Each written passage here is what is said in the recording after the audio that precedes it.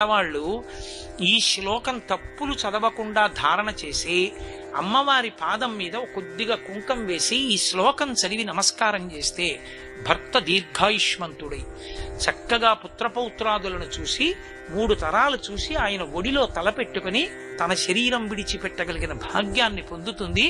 పసుపు కుంకాలతో 10 కాలం ఉంటుందంటారు. ఇది యథార్థంగా నా జీవితంలో ఒకానొక సందర్భంలో అనుభవంలోకి వచ్చింది ఒక విషయంలో. కానీ వ్యక్తిగత విషయాలు నేను సభావేదికల మీద చెప్పడం నాకు అలవాట్లేదు, అందుకని చెప్పను.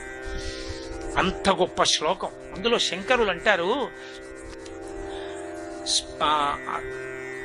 సుధామప్యాస్వాద్య ప్రతిభయ జరామృత్యుహరిణీం విపద్యంతే విశ్వే విధిమకముఖాత్యాది విశదః కరాళం యక్ష్వేళం కబళతవత కాలకలన నశంభోస్తన్మూలం తవ జనని తాటంక మహిమా.